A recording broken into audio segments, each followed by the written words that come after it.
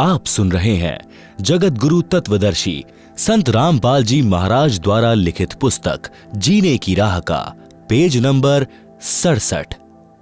शब्दार्थ। धर्म वही करता है जिसके हृदय में दया है।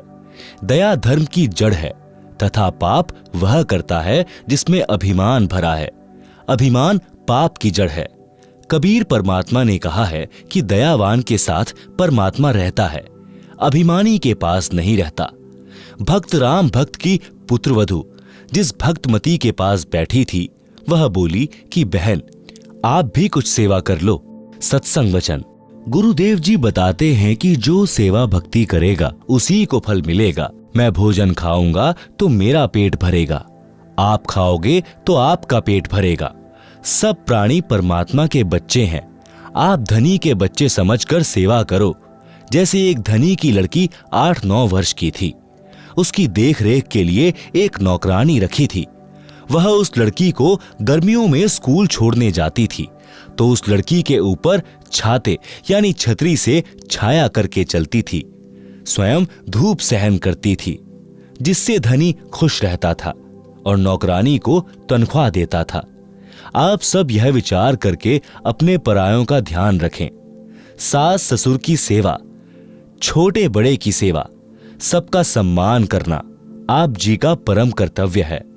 यदि आप अपने सास ससुर, माता पिता या अन्य आश्रितों की सेवा करोगे तो परमात्मा आपकी सेवा का प्रबंध करेगा।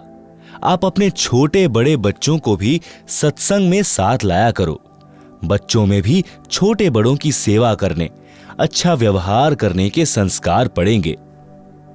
वे बच्चे बड़े होकर आपकी यानी जब आप वृद्ध हो जाओगे तब भी सेवा ऐसे ही करेंगे जैसे बेटी एक बाप माँ को छोड़कर नए माता यानी सास पिता यानी ससुर के पास आती है। अब जन्म के माता पिता तो इतने ही साथी थे, उन्होंने पाल पोस कर नए माता पिता को सौंप दिया। सास ससुर का कर्तव्य है कि आने वाली बेटी को अपनी बेटी की तरह प्यार दें। भेदभाव स्वप्न में भी नई बेटी व अपनी जन्म की बेटी में न करें, जो झगड़े की जड़ है। पुत्र वधू को चाहिए कि नए घर की परिस्थितियों के अनुसार अपने को ढाले, मां के घर वाले बर्ताव को कम प्रयोग करे। अब पुत्र वधू का घर परिवार यही ससुराल है। आप सुन रहे हैं जगत गुरु तत्वदर्शी संत रामपाल जी महाराज द्वारा लिखित पुस्तक जीने की राह का पेज नंबर 68। शिक्षा कथा। एक पुत्रवधू अपनी सास को बहुत दुखी रखती थी। उसको फूटे हुए मिट्टी के घड़े के टुकड़े यानी ठीकरे में भोजन खिलाती थी, जैसे कुत्तों को खिलाते हैं। कभी कभी साफ करती थी। उसके लड़के का विवाह हुआ। कुछ समय उपरांत सास की मृत्यु हो गई। तब वह अपनी पुत्रवधू से बोली कि इस ठीकरे को फोड़कर बाहर फेंक दो। वह पुत्रवधू बोली कि सास जी, आपको भी इसी ठीकरे में भोजन दिया करूंगी। आपने बड़े जुल्म वृद्धा के साथ किए हैं। तब वह अपनी गलती को समझकर बहुत रोई। पुत्रवधू बुद्धिमान थी। शाम तक उस ठीकरे को नहीं फोड़ा। उसकी सास को वह ठीकरा दुश्मन दिखाई देने लगा। पुत्रवधू ने कहा कि माता जी, मैंने सत्संग सुने हैं, मैं अपने कर्म खराब नहीं करूंगी। यह कहकर ठीकरा फोड़ दिया। पाप कर्म के कारण सास को कैंसर का रोग हो गया। सारा दिन चिल्लाए, पुत्रवधू उसकी सेवा करे, कोई कसर नहीं छोड़ती थी, परंतु कहती थी कि सासू मां, सेवा तो मैं दिलो जान से करूंगी, परंतु तेरे पाप को मैं नहीं बांट पाऊंगी। यह कष्ट तो आपको ही भोगना पड़ेगा। यदि सत्संग सुने होते तो यह दिन नहीं देखने पड़ते। तब उस जालिम औरत ने कहा कि बेटी, मैं महापापिनी हूं, क्या मेरा भी उद्धार हो सकता है? मैं भी दीक्षा लेना चाहती हूं। लड़की सत्संगी घर की थी। उसको पता था कि दीक्षा लेकर भक्ति करने से पाप कर्म नष्ट होते हैं। जिनके अधिक पाप हैं, भक्ति करने से लाभ ही होगा। पाप कम ही होंगे तथा भविष्य में मानव जन्म भी मिल जाता है, यदि मर्यादा में रहकर अंतिम श्वास तक साधना करता रहे। सत्संग में गुरुदेव जी उदाहरण देकर समझाते हैं कि जैसे किसी का वस्त्र कम मैला है तो थोड़े प्रयास से ही निर्मल हो जाता है, यदि अधिक मैला है तो 2-3 बार साबुन पानी से धोने से निर्मल हो जाता है। जिसमें अधिक मैला कर रखा है तथा अन्य दाग भी लगाए हैं तो ड्राई क्लीन से साफ हो जाता है। यदि साफ करने का इरादा दृढ़ हो तो मिस्त्री का काला हुआ वस्त्र भी साफ हो जाता है। लड़की यानी पुत्रवधू को पता था कि सास जी ने तो मिस्त्री वाली दशा कर ली, फिर भी परमात्मा की शरण से अवश्य लाभ ही होता है। इस उद्देश्य से अपनी सासू मां को दीक्षा दिला दी। कुछ समय पश्चात कैंसर में कुछ पीड़ा कम हो गई। सत्संग सुनकर उसे रोना आया कि माता पिता की बहू बेटों से क्या आकांक्षा होती है। मुझ पापिन ने अपनी सासू जी के साथ क्या बर्ताव किया। मुझे तो यह रोग होना ही था। यदि पहले यह ज्ञान सुनने को मिल जाता तो मैं क्यों यह पाप करती, निर्मल जीवन जीती, सासू मां की आत्मा भी खुश करती, अपना जीवन सफल कर लेती। उपरोक्त वचन सुनकर राम भक्त जी की पुत्रवधू उस अपनी सहेली यानी पुरानी भक्तमती से लिपटकर फूट फूट कर रोने लगी। आधा घंटे तो अपने को रोक नहीं सकी। अधिक सांत्वना के पश्चात शुभ की रुकी और अपने ससुर पिता के साथ किए बर्ताव का उल्लेख रोते रोते किया। अपने ससुर जी की इंसानियत भी बताई कि कभी अपने बेटे से भी नहीं बताया कि तेरी बहू मेरे साथ ऐसा बुरा बर्ताव कर रही है। बेटे के पूछने पर यही कहता था कि बेटा किसी प्रकार की सेवा में कमी नहीं है, बड़े अच्छे घर की बेटी है, समझदार है। हमारा सौभाग्य है कि यह अपने घर आ गई। हमारा तो इस बेटी ने घर बसा दिया है। मैं पापिन ये शब्द सुनकर भी नरम नहीं पड़ी, क्योंकि मेरी आत्मा पर पाप कर्मों की परत चढ़ चुकी थी, जो 2-3 बार सत्संग सुनने के पश्चात पाप की परत उतरी है। आत्मा में अच्छे संस्कार उठने लगे हैं। 3 दिन सत्संग सुनकर भक्त राम भक्त पोता पोती तथा पुत्रवधू के साथ घर पर आ गया। बच्चों ने भी वहां छोटे बच्चों को खाना खिलाने पानी पिलाने की सेवा करते अन्य पुराने सत्संगी बच्चों को देखा तो वे भी सेवा करने लगे। घर पर आकर अपने दादाजी के लिए पानी की बाल्टी भरकर दोनों भाई बहन लटका लाए और बोले, दादाजी स्नान कर लो। राम भक्त जी ने कहा कि बच्चों तुम्हारे पेट में दर्द हो जाएगा, इतना भार मत उठाओ, मैं अपने आप ले आऊंगा। बच्चे बोले कि दादाजी सत्संग में गुरुजी ने बताया था कि सेवा करने से लाभ ही लाभ मिलता है, कोई कष्ट नहीं होता। हम रोटी खाएंगे तो हमारा पेट भरेगा, हम सेवा करेंगे तो हमें पुण्य मिलेगा। यदि रोग भी हो तो भक्ति और सेवा से समाप्त हो जाता है। वहां आश्रम में अनेकों माई भक्त बता रहे थे कि हम बीमार रहते थे, नाम लेने के पश्चात जैसी सेवा कर सके करने लगे, हम स्वस्थ हो गए। डॉक्टरों ने जवाब दे दिया था, देखो हमारी दवाइयों की पर्चियां, 4 वर्ष से उपचार चल रहा था, अब कोई दवाई नहीं खाते। ऋग्वेद मंडल 10 सूक्त 161 मंत्र 2 में भी यही प्रमाण है कि यदि रोगी मृत्यु के निकट पहुंच गया है, यानी उसको असाध्य रोग भी हो गया हो, यदि वह भक्ति पर लग जाए तो परमात्मा उसको मृत्यु के मुख से निकाल कर ले आए, उसे स्वस्थ करके 100% यानी पूरी आयु जीवन दे देता है। आप सुन रहे हैं जगत गुरु तत्वदर्शी संत रामपाल जी महाराज द्वारा लिखी पुस्तक जीने की राह का पेज नंबर 69।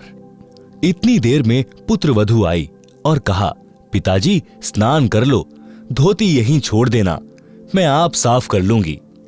राम भक्त जी ने कहा कि बेटी आपको घर का बहुत कार्य करना होता है, खाना बनाना, पानी लाना, पशु संभालना है, मैं आप धो लूंगा। मेरी टांग भी अब ठीक हो गई है, बस थोड़ा सा लंग रहता है। राम भक्त स्नान करके धोती बदलकर धोती धोने लगा। उसी समय बच्चों ने आकर धोती छीन ली और लेकर अंदर भाग गए और अपनी माताजी को दे दी। फिर कुर्ता भी ले गए, दूसरा कुर्ता लाकर दे दिया। लड़का खेत से पशुओं का चारा लेकर आया और पहले की तरह पिता को देखा और बिना बोले आगे घर में चला गया। उसने देखा कि पत्नी निर्मला हलवा बना रही थी। उसने सोचा कोई त्योहार होगा, फिर सब्जी रोटी बनाई। सर्वप्रथम गुरु भगवान को 2 कटोरियों में भोग लगाया तथा फिर एक थाल में रोटी, कटोरियों में हलवा तथा सब्जी डालकर अपने ससुर जी के पास लेकर गई और बोली, पिताजी भोजन खा लो, भूख लगी होगी, दूर से आए हैं। राम भक्त बोला, बेटी मेरे को यह हजम नहीं होता, सूखी रोटियां ला दे, मैं बीमार हो जाऊंगा। राम भक्त जी ने सोचा था कि भावना में बहकर बेटी आज तो सब सेवा कर देगी, परंतु लड़का इसको धमकाएगा क्योंकि उसको सत्संग का ज्ञान नहीं है, कहीं घर में झगड़ा ना हो जाए। इतने में लड़का भी आ गया। अपनी पत्नी को बोला, पिताजी ठीक कह रहे हैं, ले चल अंदर। पिता का कमरा गली पर था, बच्चों का रहने का अंदर को था। पत्नी बोली, चुप रह, मैंने बहुत पाप इकट्ठे कर लिए, अब पिताजी की सेवा मैं स्वयं करूंगी। लड़का चुप हो गया। राम भक्त ने दोनों बच्चों को थोड़ा थोड़ा हलवा दिया। पुत्र वधू को देने लगा तो बोली कि आप क्या खाओगे, घर पर और भी बहुत सारा हलवा प्रसाद बचा है, पिताजी आप खाओ, नहीं खाओगे तो मेरी आत्मा रोएगी। भक्त राम भक्त जी ने गुरुदेव भगवान का स्मरण किया और भोजन खाया। प्रतिदिन पुत्र वधू स्वयं नरम नरम रोटियां गर्म गर्म लाकर अपने हाथों खिलाए, प्रतिदिन वस्त्र साफ करे और कहे, पिताजी भजन कर लो। आप सुन रहे हैं जगत गुरु तत्वदर्शी संत रामपाल जी महाराज द्वारा लिखित पुस्तक जीने की राह का पेज नंबर 70। एक दिन राम भक्त जी की बुआ का लड़का भक्त राम निवास आया। राम भक्त जी ने उसको सीने से लगा लिया और बोला, रे भाई हमारा घर तो तेरी कृपा से स्वर्ग बन गया। भक्त राम विलास बोला कि मामा के बेटे राम निवास से कुछ ना हुआ, गुरु जी की शब्द शक्ति का करिश्मा है। आप और मैं तो पहले इकट्ठे ना बत्ती डंडा खेला करते, मेरे करने से होता तो पहले ही हो जाता। गुरु जी कह रहे थे कि राम भक्त पिछले जन्मों में भक्त था, इससे घर के मोह के कारण मर्यादा में चूक बनी थी, उसके कारण इतना कष्ट उठाया है। अब यह महादुखी हो चुका था, तब तेरे साथ आया है, नहीं तो आप कितनी बार राम भक्त से पहले कह चुके थे कि सत्संग में चल, परंतु मोह माया में अंधा हो चुका था। यह कष्ट और पुत्र पुत्र वधू का व्यवहार इसके लिए वरदान बन गया है।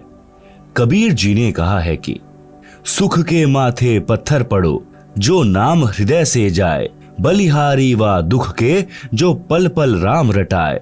भावार्थ, हे परमात्मा, इतना सुख भी ना देना जिससे तेरी भूल पड़े, जिस दुख से परमात्मा की पल पल याद बनी रहे, वैसे दुख सदा देते रहना। मैं बलिहारी जाऊं उस दुख को जिसके कारण परमात्मा की शरण मिली। भक्त राम भक्त जी ने भक्त राम निवास जी से कहा कि अब के सत्संग में बेटे प्रेम सिंह को ले जाना, इसका उद्धार हो जाएगा।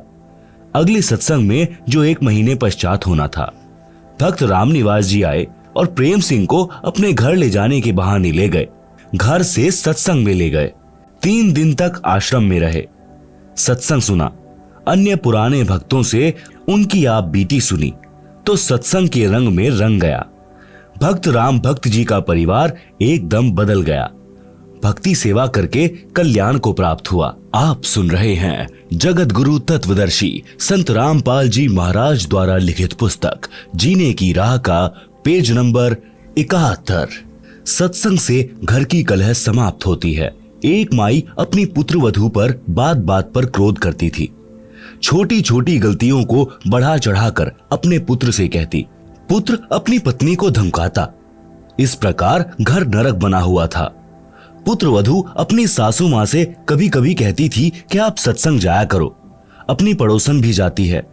सासू माँ बोली कि सत्संग में तो आई गई, यानी बदचलन स्त्रियां जाती हैं जिनका संसार में सम्मान नहीं होता, जो अच्छे कुल की नहीं है। हम खानदानी हैं, हमारा क्या काम सत्संग में। ऐसे पुत्रवधू ने कई बार कोशिश की, परंतु माई मानने को तैयार नहीं होती। एक दिन गांव की स्त्री किसी कार्यवश उनके घर आई तो सास अपनी पुत्रवधू को गालियां दे रही थी, धमका रही थी कि आने दे तेरे खसम को, आज तेरी खाल उतरवाऊंगी। बात क्या थी कि गिलास में चाय रखी थी, जो सास के लिए डालकर पुत्रवधू बच्चे को लेने अंदर चली गई थी, जो सोया था, जागने पर रो रहा था। उस बच्चे को उठाकर लाने में 1 मिनट भी नहीं लगी थी कि इसी बीच में कुत्ता आया और चाय के गिलास में जीभ मारने लगा। गिलास गिर गया, चाय पृथ्वी पर बिखर गई। सासू माँ आंगन में उस गिलास से मात्र 20 फुट की दूरी पर चारपाई पर बैठी थी। हट्टी कट्टी थी, खेतों में सैर करके आती थी, परंतु काम के हाथ नहीं लगाती थी। इसी बात पर कलह कर रही थी। गांव के दूसरे मोहल्ले से आई माई सत्संग में जाती थी। सब बात सुनकर उसने भतेरी, यानी उस सास का नाम भतेरी था, से कहा कि आप सत्संग चला करो। उसका वही उत्तर था। उस सत्संग वाली भक्तमती ने बहुत देर सत्संग में सुनी बातें बताई, परंतु भतेरी मानने को तैयार नहीं थी। भतेरी की दूसरी बहन उसी मोहल्ले में विवाह रखी थी, जिस पान्ने की वह सत्संग वाली माई जानकी थी।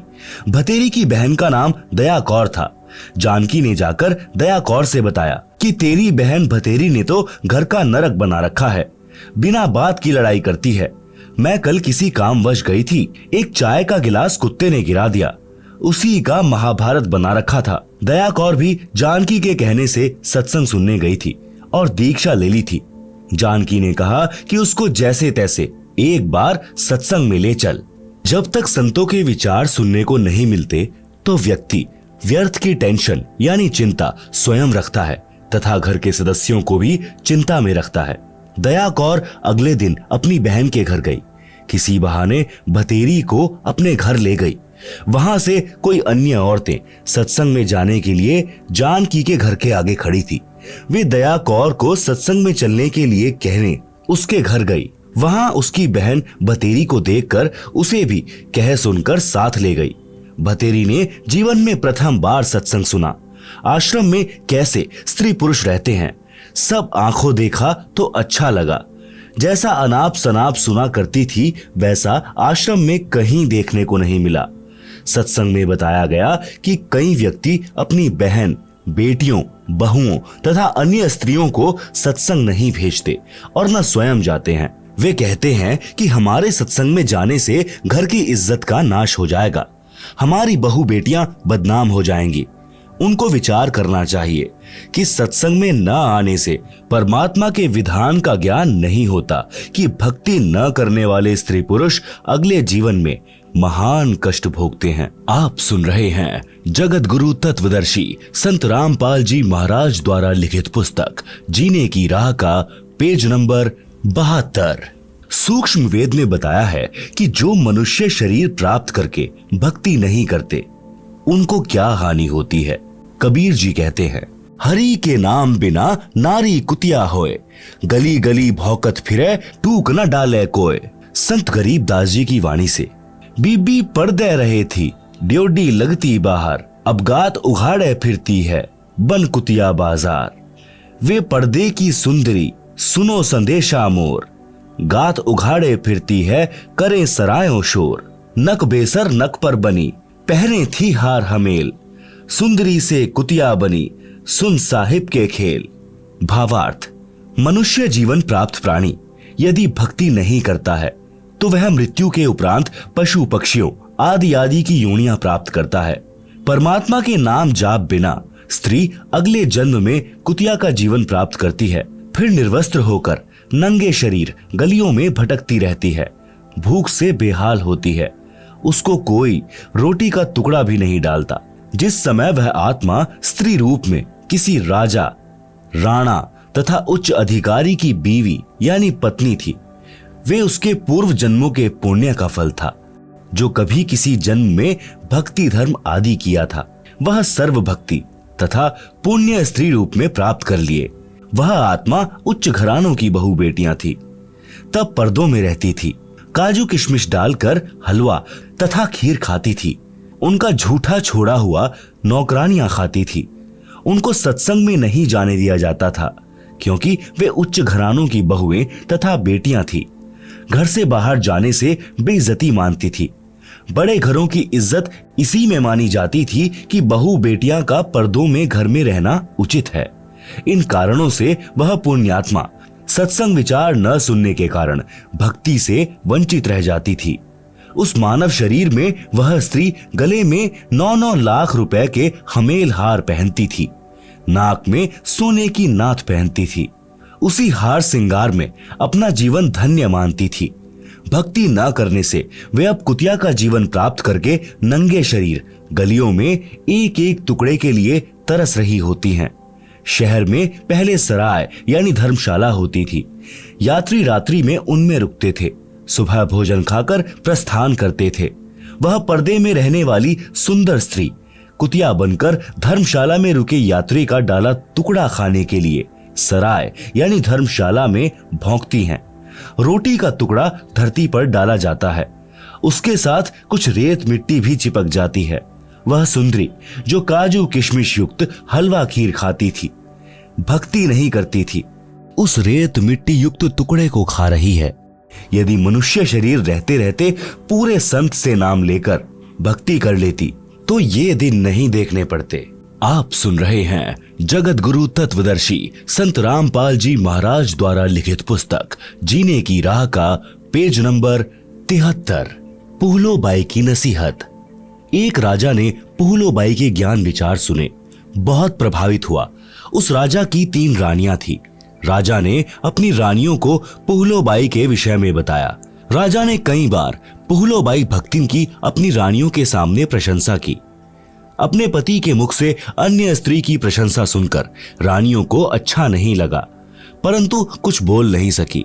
उन्होंने भक्तमती पुहलोबाई को देखने की इच्छा व्यक्त की।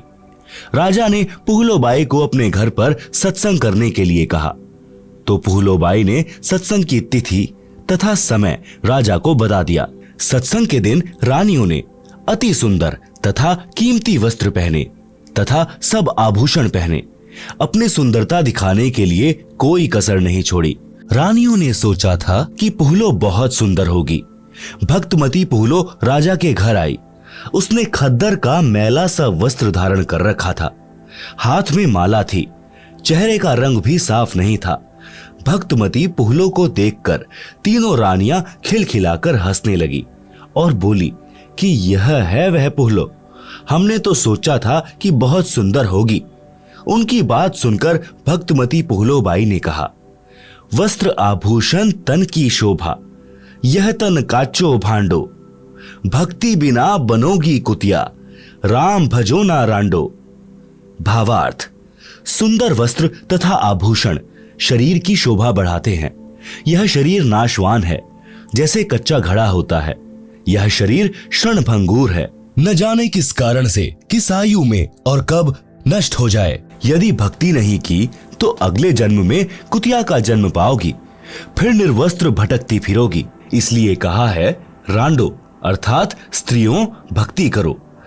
रांड शब्द विधवा के लिए प्रयोग होता है, परंतु सामान्य रीति में स्त्रियां अपनी प्रिय सखियों को प्यार से संबोधित करने में प्यारी गाली के साथ प्रयोग किया करती। अब शिक्षित होने पर यह शब्द प्रयोग नहीं होता। भक्तमती पुहलोबाई ने सत्संग सुनाया। कबीर परमेश्वर जी की साखियां सुनाई। कबीर, हरि के नाम बिना नारी कुतिया होए, गली गली भौंकत फिरे, टूक न डाले कोय। कबीर, राम रटत कोढ़ी भलो, चूचू पड़े जो चाम, सुंदर देही किस काम की, जामुख नाही नाम। कबीर, नहीं भरोसा देही का, विनश जाए छिन माही, श्वास श्वास में नाम जपो और यत्न कुछ नाही। कबीर, श्वास श्वास में नाम जपो, व्यर्था श्वास मत खो, ना जाने इस श्वास का, आवन हो के ना होए। गरीब, सर्व सोने की लंका थी, रावण से रणधीरम, एक पलक में राज्य गया, जम के पड़े जंजीरम। गरीब, मर्द गर्द में मिल गए, रावण से रणधीरम, कंस केसी चाणूर से हिरणाकुश बलबीरम। गरीब तेरी क्या बुनियाद है, जीव जन्म धरि लेत। दास गरीब हरि नाम बिन, खाली रह जा खेत। आप सुन रहे हैं जगत गुरु तत्वदर्शी संत रामपाल जी महाराज द्वारा लिखित पुस्तक जीने की राह का पेज नंबर 74। शब्दार्थ। कबीर परमेश्वर जी ने अध्यात्म का विधान बताया है। कहा है कि जो स्त्री भक्ति नहीं करती वह अगले जन्म में कुतिया का जीवन प्राप्त करके गली गली भौंकती फिरती है। कोई उसको भोजन का ग्रास भी नहीं डालता। मानव जीवन में सब भोजन समय पर मिल रहा था। भक्ति न करने से यह दशा होगी। परमात्मा की भक्ति कुष्ठ रोगी यानी जिसके शरीर की खाल भी कट कट कर गिर रही है, उससे रक्त निकल कर गिर रहा है, भी करता है तो बहुत अच्छा है। भक्ति करने से उसका कुष्ठ रोग भी ठीक हो जाएगा, भविष्य भी उज्जवल होगा। जो भक्ति नहीं करता वह चाहे सुंदर शरीर वाला भी क्यों ना हो, उसका सुंदर स्वस्थ शरीर किसी काम का नहीं है। इस मानव शरीर का कोई विश्वास नहीं है कि यह कब तथा किस कारण से नष्ट हो जाए। इसे बचाकर नहीं रखा जा सकता। इसका एक उपाय है, भक्ति करो। इतना स्मरण करो कि एक श्वास भी नाम के जाप बिना खाली ना जाए। श्वास छोड़ते समय तथा लेते समय प्रत्येक श्वास में नाम जपो। श्वास को नाम के जाप बिना व्यर्थ न हो। इस श्वास को ज्ञान नहीं है, यह अंदर गया है तो बाहर आएगा कि नहीं आएगा। इसलिए गफलत ना करके भक्ति में लग जाओ। यदि आपके पास धन है और सुविधाएं भी हैं, इनके कारण भक्ति करना न भूलना। श्रीलंका के राजा रावण के पास अत्यधिक धन था। उसने स्वर्ण के मकान बना रखे थे और स्वयं भी योद्धा था। परंतु श्री रामचंद्र के साथ युद्ध हुआ, मारा भी गया और स्वर्ण भी लूट लिया गया, राज्य भी गया। यह सब एक पलक में हो गया, यानी राम जी के तीर से मारा गया। कुछ ही समय में सब कुछ नष्ट हो गया तथा यम के दूत यानी मृत्यु देवता के नौकर उस रावण को जंजीरों में बांध कर ले गए, नरक में डाला गया। रावण जैसे मर्दाने यानी शूरवीर मिट्टी में मिल गए तथा मथुरा का राजा कंस, उसका प्रसिद्ध पहलवान चाणूर, कंस का नौकर केशी रूपधारी राक्षस तथा हिरण्यकशिपु जैसे बलवान भी भक्ति बिना जीवन व्यर्थ कर गए हैं। हे सामान्य प्राणी, तेरी क्या बुनियाद है, यानी तू किस आधार से बचेगा। तू कर्मों के अनुसार भिन्न भिन्न जीवों के शरीर धारण कर लेता है। संत गरीब दास जी ने परमेश्वर कबीर जी के बताए ज्ञान से कहा है कि भक्ति न करने से तेरे को ऐसी हानि होगी जैसे किसान खेत में बीज न बोने से भूखा मरता है, उसे कोई लाभ नहीं होता। भक्तिन पुहलों ने इस संसार की वास्तविकता बताई तथा भक्ति बिना होने वाले कष्ट बताए। छोटे से राज्य के टुकड़े को प्राप्त करके आप इतना गर्व कर रहे हो, यह व्यर्थ है। लंका के राजा रावण ने सोने के मकान बना रखे थे। सत्य भक्ति न करने से राज्य भी गया, स्वर्ण भी यहीं रह गया, नरक का भागी बना। राजा रानियों ने उपदेश लेकर भक्ति की तथा जीवन धन्य बनाया। आप सुन रहे हैं जगत गुरु तत्वदर्शी संत रामपाल जी महाराज द्वारा लिखित पुस्तक जीने की राह का पेज नंबर 75। कबीर हरि के नाम बिन राजा ऋषभ होए, मिट्टी लदे कुम्हार के घास न नीरे कोय। भगवान की भक्ति न करने से राजा गधे का शरीर प्राप्त करता है, कुम्हार के घर पर मिट्टी ढोता है, घास स्वयं जंगल में खाकर आता है। फिर पीछे तू पशुआ कीजे, दीजे बैल बनाए, चार पहर जंगल में डोले तो नहीं उधर भराए। सिर पर सींग दिए मन बोरे, धूम से मच्छर उड़ाए, कांधे जुआ जोते कुआ, कोंदो का भूस खाए। भावार्थ, गधे का शरीर पूरा करके वह प्राणी बैल की योनि प्राप्त करता है। मानव शरीर में जीव को कितनी सुविधाएं प्राप्त थी। भूख लगते ही खाना खाओ, दूध पियो, चाय पियो, प्यास लगे तो पानी पी लो। भक्ति न करने से वही प्राणी बैल बनकर सुबह से शाम तक 4 पहर अर्थात 12 घंटे तक जंगल में फिरता है। हल में जोता जाता है। दिन में केवल 2 बार आहार बैल को खिलाया जाता है। दोपहर 12 बजे तथा रात्रि में। परंतु बैल को बीच में भूख लगी है और चारों ओर चारा भी पड़ा होता है, लेकिन खा नहीं सकता। हाली उसको घास नहीं खाने देता। पानी भी समय पर दिन में 2 या 3 बार पिलाया जाता है। सिर पर सींग तथा एक दुम यानी पूंछ लगे होंगे। जब मानव शरीर में था तब वह जीव कूलर, पंखे तथा एसी कमरों में रहता था। अब एक दुम है, इसको चाहे कूलर की जगह चाहे पंखे की जगह प्रयोग करो, उसी से मच्छर उड़ाता है। सत्संग में यह भी बताया गया कि घर की कलह का कारण परमात्मा के विधान को न समझकर संसार के भाव में चलना है। घर का कोई सदस्य घर में हानि नहीं करना चाहता, किसी कारण से हानि हो जाती है तो उसको लेकर कलह नहीं करनी चाहिए। जो हानि होनी थी वह तो हो चुकी है, वह तो ठीक होनी नहीं। व्यर्थ की कलह करना समझदारी नहीं है। जिससे गलती से कोई हानि हो जाती है तो उसे कहना चाहिए, हे बेटा या बेटी, माता या पिता या सास या बहू, यह जो हो गया यह अपने भाग्य में नहीं था, आपने जानबूझकर तो किया नहीं है। इस बात से घर में शांति कायम रहती है। कलह में काल निवास करता है। भूत प्रेतों का उस घर में डेरा होता है। जो कलह नहीं करते वे सुख से बसते हैं। जिस घर में परमात्मा की भक्ति यानी आरती, स्तुति, ज्योति, यज्ञ होती है, उस घर में देवताओं का निवास होता है। आप सुन रहे हैं जगत गुरु तत्वदर्शी संत रामपाल जी महाराज द्वारा लिखित पुस्तक जीने की राह का पेज नंबर 76। सत्संग सुनकर सब अपने अपने घर चली गई। सत्संग दिन के 12 बजे से 2 बजे तक हुआ था। पुत्र वधू को पता नहीं था कि सासू मां सत्संग में गई थी।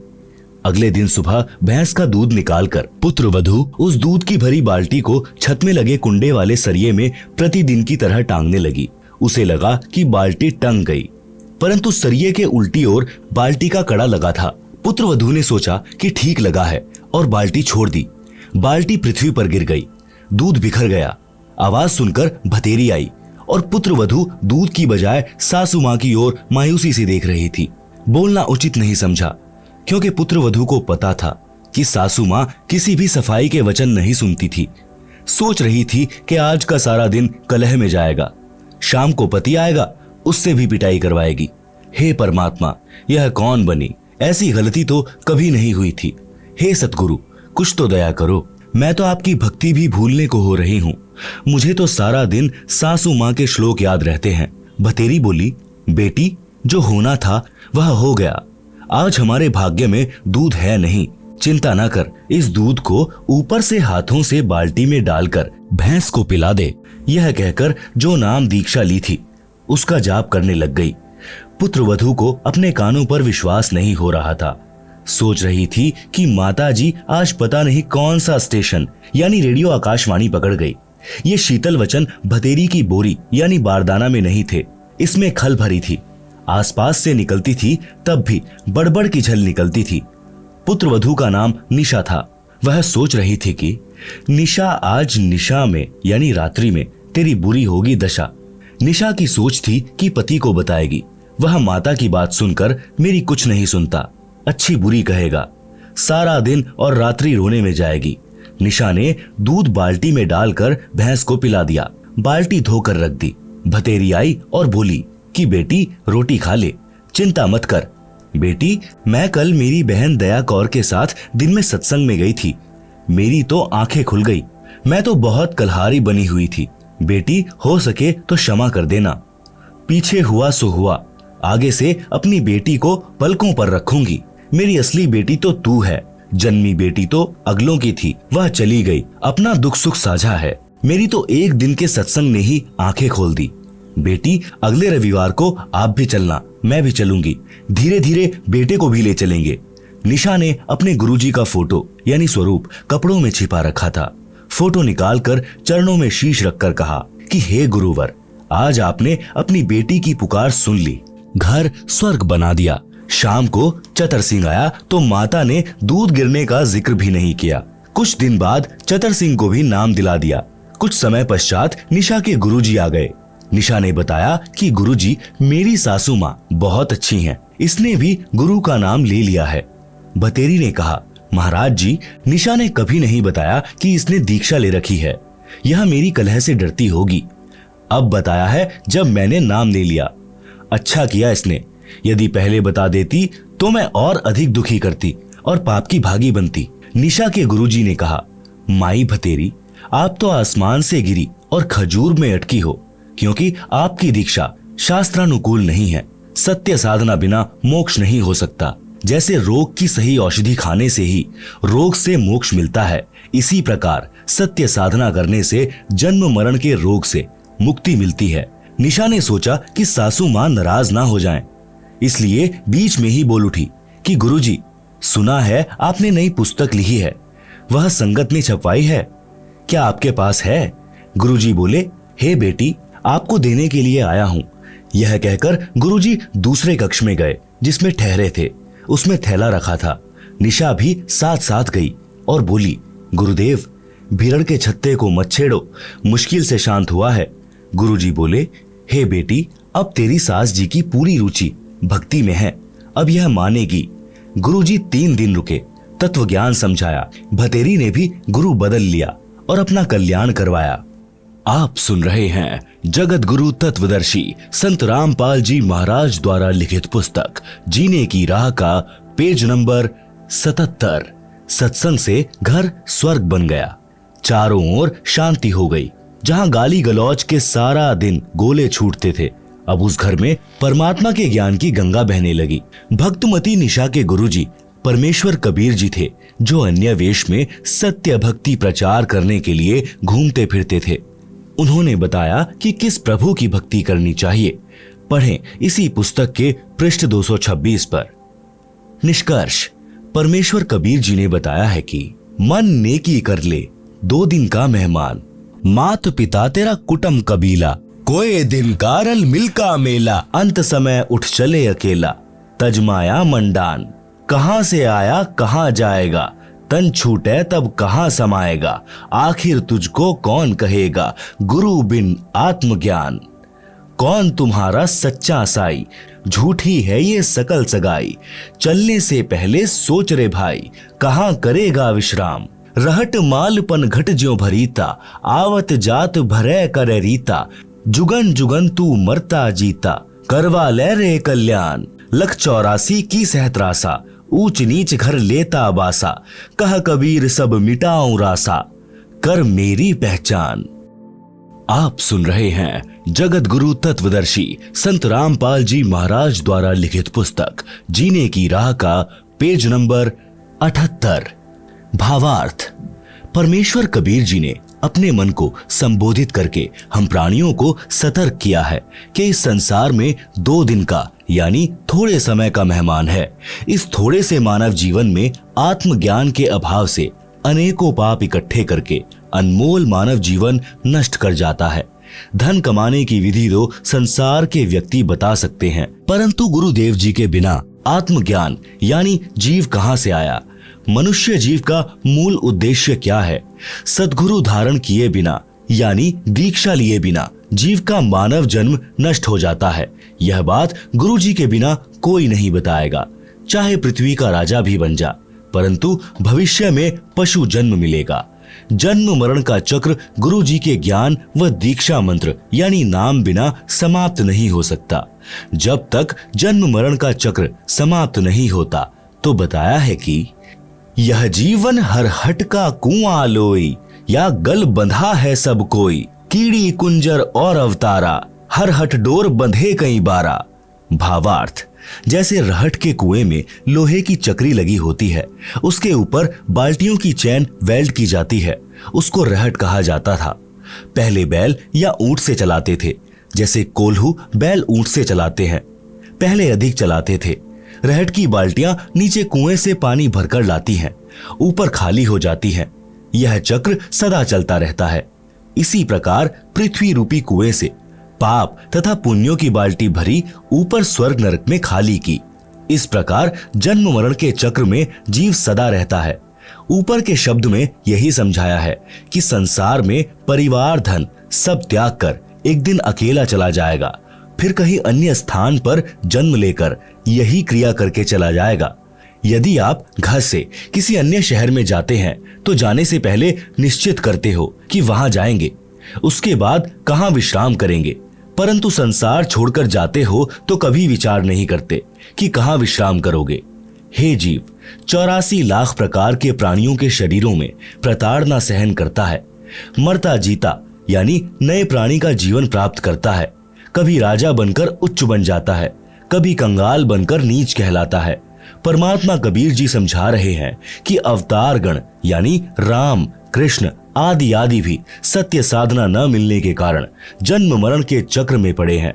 सत्य साधना मेरे पास है। हे प्राणी, तू मेरे को पहचान। मैं समर्थ परमात्मा हूँ। मैं तेरा जन्म मरण का सर्व झंझट समाप्त कर दूंगा। जगत गुरु तत्वदर्शी संत रामपाल जी महाराज द्वारा लिखित पुस्तक जीने की राह के पेज नंबर 79 पर काल लोक में जन्म मरण रूपी हरहट यानी चक्र का चित्र दिया गया है, जिसे आप पुस्तक में देख सकते हैं। आप सुन रहे हैं जगत गुरु तत्वदर्शी संत रामपाल जी महाराज द्वारा लिखित पुस्तक जीने की राह का पेज नंबर 80, शब्द नंबर 2। नाम सुमर ले सुकर्म कर ले, कौन जाने कल की, खबर नहीं पल की। कोड़ी कोड़ी माया जोड़ी, बात करे छल की। पाप पुण्य की बांधी पोटरिया, कैसे होवे हल्की। माता पिता परिवार भाई बंधु, त्रिरिया मतलब की। चलती बरियां कोई न साथी, या माटी जंगल की। तारों बीच चंद्रमा ज्यों झलके, तेरी महिमा झला झलकी। बने कुकरा विष्टा खावे, अब बात करे बल की। ये संसार रैन का सपना, ओस बूंद जल की। सतनाम बिना सबे साधना, गारा दलदल की। अंत समय जब चले अकेला, आंसू नैन ढल की। कह कबीर गह शरण मेरी हो, रक्षा जल थल की। भावार्थ, परमात्मा कबीर जी ने बताया है कि हे भोले मानव यानी स्त्री पुरुष, परमात्मा का नाम जप कर शुभ कर्म कर। पता नहीं कल यानी भविष्य में क्या दुर्घटना हो जाएगी। एक पल का भी ज्ञान नहीं है। धन का संग्रह छल कपट किए बिना होगा ही नहीं, जिसमें से कुछ धन पर भी खर्च कर देता है। इस प्रकार पाप तथा पुण्य की दो गठरी बांध ली। ये कैसे हल्की होंगी। पाप नरक में, पुण्य स्वर्ग में भोगता है। माता पिता, भाई पत्नी आदि आदि परिजन अपने अपने मतलब की बातें सोचते हैं। पूर्व जन्मों के कारण परिवार रूप में जुड़े हैं। जिस जिसका समय पूरा हो जाएगा, संस्कार समाप्त होता जाएगा, वह तुरंत परिवार छोड़कर चला जाएगा। जैसे रेल में डिब्बा भरा होता है, जिस जिसने जहां जहां की टिकट ले रखी है वहां वहां उतरकर चले जाते हैं। यह परिवार रेल के डिब्बे की तरह है। मृत्यु के उपरांत यह शरीर मिट्टी हो जाता है। उस समय तेरा कोई परिवार का सदस्य साथी नहीं होगा। एक व्यक्ति अपनी पत्नी से बहुत प्रेम करता था। वृद्ध हुआ तो उसकी मृत्यु निकट थी। उसने अपनी पत्नी से कहा कि आप मेरे साथ चलोगी। वह तुरंत मना कर गई कि ना, मैं ना मरूं तेरे साथ, तेरे ते 3 साल छोटी सूं। वृद्ध को उस दिन सदमा हो गया। उसने उससे बात करना भी बंद कर दिया। निकट आए तो मुंह मोड़ ले, बोले कुछ नहीं। 60 वर्ष के साथ में उस वृद्ध को पहली बार एहसास हुआ कि कोई किसी का नहीं है। यदि उस वृद्धा को समझ होती और वास्तविक प्रेम होता तो कहती कि मुझे भी साथ ले चलना। वृद्ध ने क्या साथ ले जाना था, उसका मन खुश हो जाता, आसानी से मर जाता। समय से पूर्व वृद्धा को कौन मारता। इससे सिद्ध है कि वास्तविक प्रेम की बातें दूर की कौड़ी हैं, सब स्वार्थ के कारण जुड़े हैं। हे मानव, पूर्व जन्म के जप तप तथा धर्म संस्कार से वर्तमान में मंत्री, प्रधानमंत्री या उच्च अधिकारी बनकर ऐसे सुशोभित हो रहा है जैसे रात्रि में तारों के मध्य में चांद की शोभा होती है। यदि सत्संग विचार नहीं सुने तो आत्मज्ञान के बिना, परमात्मा की भक्ति न करके भविष्य के जन्म में कुत्ता बनकर बिष्ठा यानी गोबर टट्टी खाएगा। अब तू अपने बल यानी शारीरिक शक्ति, पद की ताकत की बातें करता है, फिर पशु बनकर महान कष्ट उठाएगा। आप सुन रहे हैं जगत गुरु तत्वदर्शी संत रामपाल जी महाराज द्वारा लिखित पुस्तक जीने की राह का पेज नंबर 81। नर से फिर पशुआ कीजे, गधा बैल बनाई। 56 भोग कहाँ मन बोरे, कुरड़ी चरने जाई। शब्दार्थ, जो मनुष्य यानी स्त्री पुरुष सत्य भक्ति शास्त्र अनुसार गुरु से दीक्षा लेकर नहीं करता, वह मृत्यु के पश्चात पशु जीवन प्राप्त करता है। वह गधे या बैल के शरीर प्राप्त करता है। मानव शरीर में स्वादिष्ट भोजन खाता था। गधा बनने के पश्चात अच्छा खाना नहीं मिलता। गधे का शरीर धारण करके जंगल में कूड़े के ढेर से गंदा भोजन व घास खाता है। इसलिए भक्ति करो। हे मानव, संसार में तेरा जीवन ऐसे है जैसे सुबह ओस के जल की बूंदें घास पर चमक रही होती हैं, जो कुछ समय में समाप्त हो जाती हैं। इसलिए पूर्ण सद्गुरु से सतनाम यानी सच्चे नाम जाप मंत्र लेकर भक्ति करके जीव का कल्याण करा ले। सच्चे शास्त्रानुकूल भक्ति मंत्र के अतिरिक्त सब शास्त्र विरुद्ध साधना तो दलदल की गारा के समान है, निकालने की बजाय दुगना फंसाती है। वह साधना परमेश्वर कबीर जी के पास थी तथा कुछ संतों को भी परमेश्वर कबीर जी ने बताई थी, परंतु उनको अन्य को बताने को मना किया था। वर्तमान में यानी सन 1997 से मुझ दास यानी रामपाल के पास है। मेरे अतिरिक्त वर्तमान में किसी भी संत व गुरु के पास शास्त्र प्रमाणित भक्ति मंत्र नहीं है। आओ दीक्षा लो और अपना तथा अपने परिवार का जीवन सफल बनाओ। यदि आप जी ने मेरे यानी रामपाल के अतिरिक्त किसी अन्य पंथ के संत या गुरु से दीक्षा ले ली तो वही बात होगी कि आसमान से गिरे और खजूर में अटके। घर के रहोगे ना घाट के। मैं यानी लेखक पहले गांव गांव में सत्संग करता था। मेरा सत्संग सुनते जो आत्मा को हिलाकर रख देता है। मेरे से नाम दीक्षा नहीं लेते, अन्य संतों से दीक्षा लेते थे। वहां से कोई लाभ नहीं हुआ। कई वर्ष भटककर मेरे से दीक्षा ली तो सुखी हुए। उपरोक्त सत्संग वचनों से निष्कर्ष निकलता है कि यदि सत्संग के विचार सुनने को मिल जाएं, तो घर स्वर्ग बन जाता है। उसके बिना नरक सा जीवन जीना पड़ता है। इस प्रकार विश्व उद्धार संभव है। सब प्रेम प्यार से जीवन यापन करके मोक्ष प्राप्त कर सकते हैं। यह अति अनिवार्य है। वर्तमान की कुछ सत्य कथाएं। भक्त सुरेश दास के उजड़े परिवार को बसाया। डीगल गांव भक्त का नाम सुरेश अहलावत तथा भक्तमती का नाम यशवंती। डीगल गांव गवाह है कि भक्त सुरेश शराब, सुल्फा, तंबाकू का घड़ा आदि था। घर की थौर बटोर कर रखा था। बहन यशवंती यानी सुरेश की पत्नी असाध्य रोग से पीड़ित थी। 2 लड़के छोटी आयु के थे जो पिता को घर पर आते देख छुप जाते थे। घर में झगड़ा रहता था। बहन यशवंती का एक भाई हरियाणा पुलिस में डीएसपी था, जो अब सेवानिवृत्त हो चुका है। नाम है भक्त राजेंद्र सिंह राठी, गांव भापड़ोदा। उसने अपनी बहन के उपचार में कोई कसर नहीं छोड़ी थी, परंतु व्यर्थ रही। आप सुन रहे हैं जगत गुरु तत्वदर्शी संत रामपाल जी महाराज द्वारा लिखित पुस्तक जीने की राह का पेज नंबर 82। मेरा एक भक्त जो हरियाणा पुलिस में नौकरी कर रहा है, वह आर्य समाज के महान प्रचारक श्री जौहरी सिंह जी का बेटा है। गांव जसराना, जिला सोनीपत।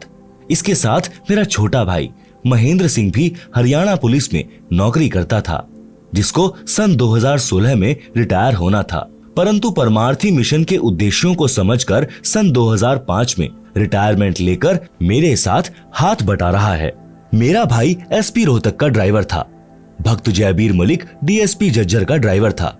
दोनों जब मिलते थे तो मेरा भाई उससे इस ज्ञान की चर्चा करता था। पहले तो आर्य समाजी होने के कारण भक्त जयबीर जी बहुत दुखी हुए, अपने आचार्यों से मिले, परंतु अंत में सत्य को आंखों देखकर मान लिया कि सच्चाई यही है। उसने सन 1994 में मेरे से दीक्षा ले ली। सन 1995, 1996 तक भक्त राजेंद्र सिंह राठी जज्जर में कार्यरत थे तथा जयबीर जी उनके ड्राइवर थे। भक्त राजेंद्र जी का एक भाई पुलिस में नौकरी करता था। बहन यशवंती वाली बीमारी उसको भी थी, जिस कारण से सन 1995 में उसकी मृत्यु हो गई। ड्राइवर के नाते भक्त जयवीर जी भी डीएसपी के साथ उनके घर गए। सब हालात का ज्ञान हुआ। वापिस आने पर एक दिन जयवीर जी ने डीएसपी साहब से निवेदन किया कि आप अपने परिवार को बचाना चाहते हो तो संत रामपाल जी से दीक्षा ले लो।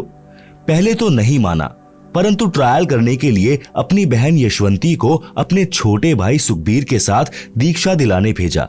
यह दास यानी रामपाल दास सिंचाई विभाग में जूनियर इंजीनियर के पद पर कार्यरत था।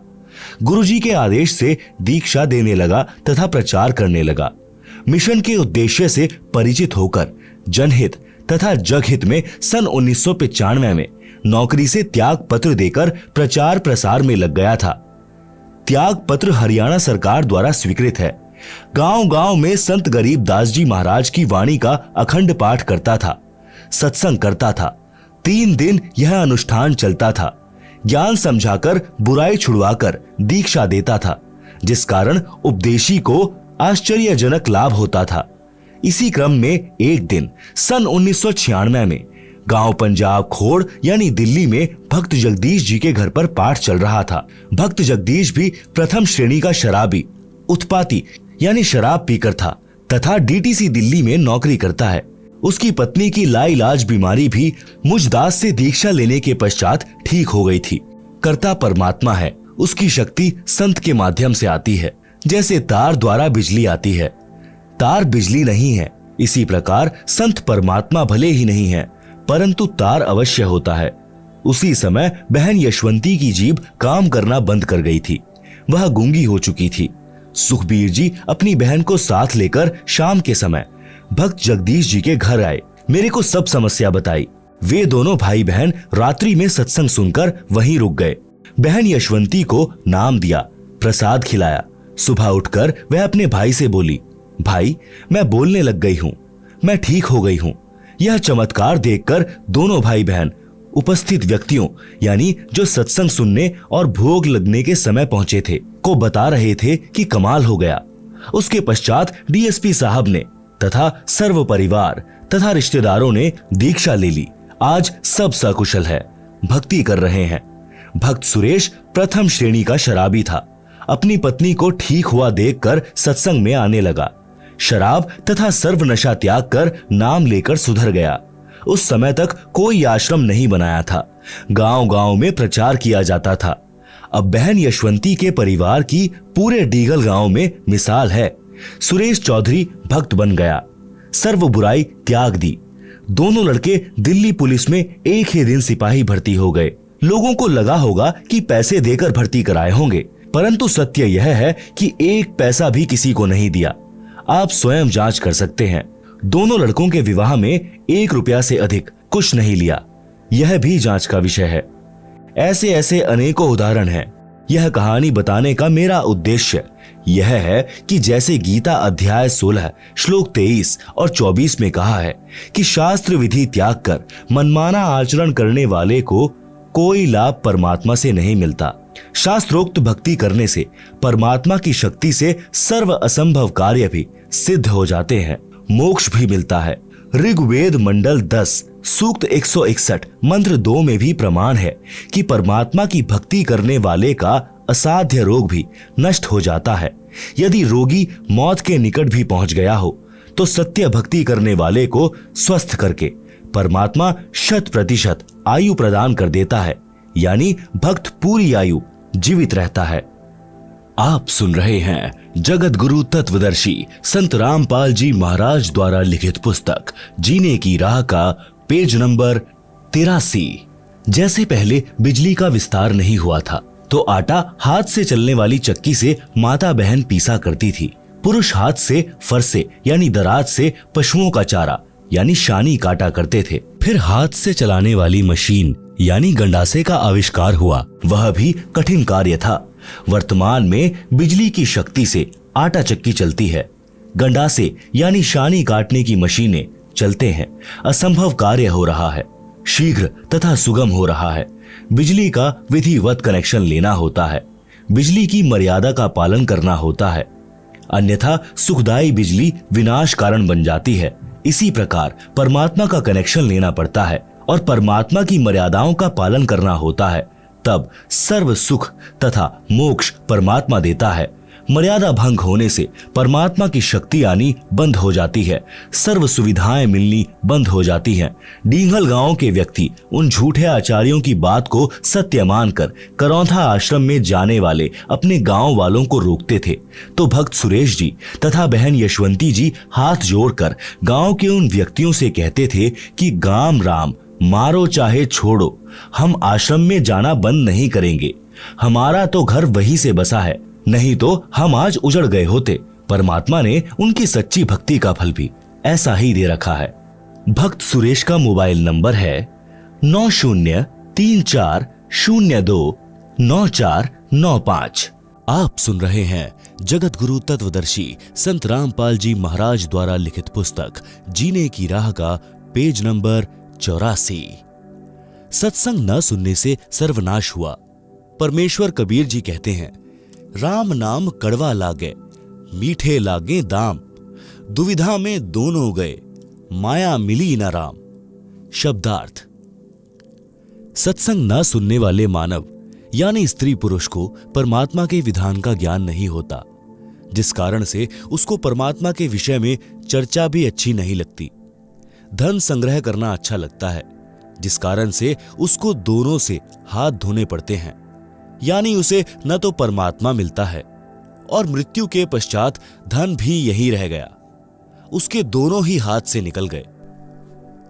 पंजाब प्रांत में मेरे यानी रामपाल दास के पूज्य गुरुदेव जी का आश्रम तलवंडी बाई की नामक कस्बे में है।